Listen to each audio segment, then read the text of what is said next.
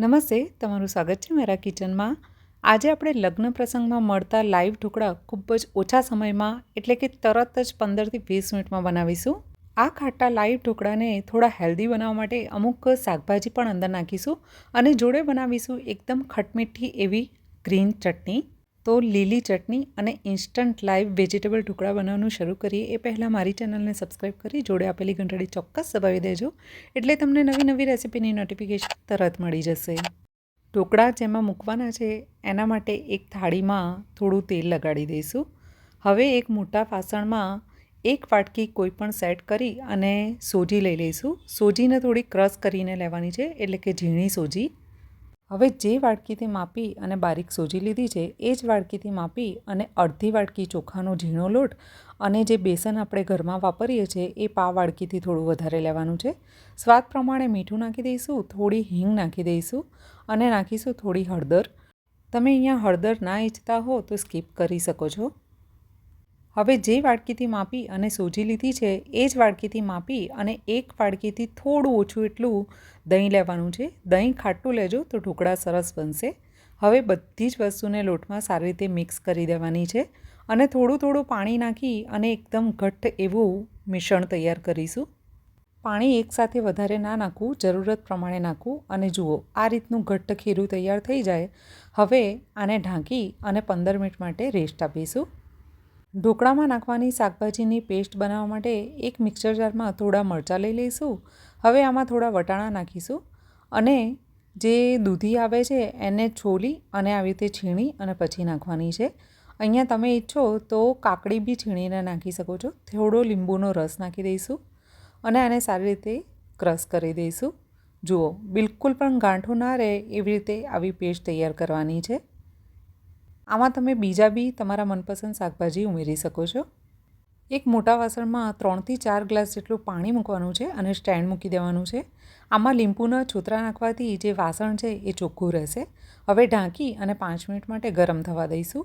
ત્યાં સુધી આપણે જે ખીરું તૈયાર કર્યું છે ઢોકળાનું એ ચેક કરી લઈશું। જુઓ ખીરું સારી રીતે સેટ થઈ ગયું છે। હવે જે આપણે શાકભાજીની પેસ્ટ તૈયાર કરી હતી ને એ આમાં નાખી દઈશું।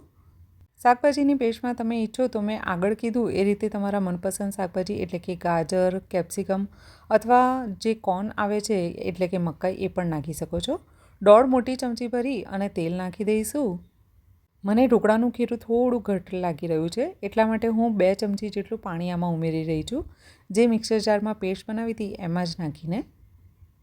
હવે પેસ્ટ અને પાણી એકદમ સારી રીતે મિક્સ કરી દઉં। અહીંયા તમને લાગે કે ખીરું જાડું છે તો જ તમારે પાણી એડ કરવું। જો બહુ પતલું ખીરું હશે તો ઢોકળા જોઈએ એવા ફૂલશે નહીં। આ રીતના ઘટ્ટ ખીરામાં હવે એક ઈનોનું પેકેટ નાખી દઈશું અને પાછું આને સારી રીતે મિક્સ કરી અને એક જ સાઈડમાં સરસ રીતે હલાવીશું 1 મિનિટ માટે। એક જ બાજુમાં આ રીતે કન્ટિન્યુ 1 મિનિટ માટે હલાવવાથી જે ખીરું છે એ એકદમ ફૂલી જશે, જેનાથી ઢોકળા એકદમ સોફ્ટ બનશે। હવે જે તેલથી ચીકણી કરેલી થાળી હતી એમાં ઢોકળાનું અડધું ખીરું લઈ લઈશું। આજે જે મેઝરમેન્ટ મેં તમને આપ્યું છે એનાથી આવી 2 થાળી ભરી અને ઢોકળા તૈયાર થશે। હવે ઉપર થોડું લાલ મરચું ભભરાવીશું। તમે ઈચ્છો તો લાલ મરચાં જોડે થોડા તલ પણ ભભરાવી શકો છો। હવે જે પાણી ગરમ કરેલી કઢાઈ હતી એમાં થાળી મૂકી દેવાની છે અને થાળીને મૂકી અને આ વાસણ ઢાંકી અને કમસે કમ 15થી 20 મિનિટ માટે આને સીનવા દઈશું। ઢોકળા જ્યાં સુધી તૈયાર થાય છે ત્યાં સુધી લીલી ચટણી બનાવી લઈશું। એના માટે એક મિક્સરમાં થોડી કોથમીર ધોયેલી લઈ લેવાની છે। ધોઈને સાફ કરેલી કોથમીર 100થી 150 ગ્રામ લઈ લેવી, ડાળખા સાથે લેવી। હવે આમાં લીલા મરચાં નાખી દઈશું। તીખા લીલા મરચાં 2થી 3 નાખવાના છે। 2 મોટી ચમચી ભરી અને સિંગદાણા નાખી દઈશું। એક નાનું કેપ્સિકમ નાખી દઈશું। કેપ્સિકમની જગ્યાએ ફીકું મરચું હોય તો એ નાખી દેવું। હવે થોડો પુદીનો નાખીશું ધોઈને સાફ કરેલો। હવે આમાં સ્વાદ પ્રમાણે મીઠું નાખી દઈશું। બેસનનું ફરસાણ કોઈ પણ તમારી જોડે પડ્યું હોય એટલે કે ગાંઠિયા, પાપડી અથવા કોઈ પણ સેવ તો એ નાખી દેવી। થોડું સંચર મીઠું નાખી દઈશું, થોડી બુરુખાંડ નાખી દઈશું। જો ખાટી ચટણી બનાવી હોય તો અહીંયા ખાંડ તમારે સ્કીપ કરી દેવી। હવે 1 ચમચી ભરી અને લીંબુનો રસ નાખી દઈશું અને થોડું પાણી નાખીશું। આ ચટણી ખટમીઠી ઢોકળા સાથે સારી લાગે છે એટલે મેં ખાંડ નાખી છે। તમે ખાંડ સ્કીપ કરી શકો છો પહેલાં કીધું એમ। અને અહીંયા તમારે લસણવાળી બનાવી હોય તો થોડી લસણની કળી નાખી શકો છો. ચટણી તૈયાર થઈ ગઈ છે. હવે ઢોકળા ચેક કરી લઈએ. જો 15 મિનિટ પછી ઢોકળા એકદમ સારી રીતે સીની અને તૈયાર થઈ ગયા છે. ઢોકળા કાચા તો નથી રહ્યા ને એ ચેક કરવા માટે વચ્ચે એક ચપ્પુ નાખીને ચેક કરી લેવું. આ રીતે ચપ્પુ નાખો વચ્ચે અને ચપ્પુમાં લોટ ના ચોંટે એનો મતલબ કે ઢોકળા એકદમ સારી રીતે સીની ગયા છે. હવે આને નીચે ઉતારી અને 5 મિનિટ માટે ઠંડા થઈ જાય એના પછી આના પીસ કરી લઈશું.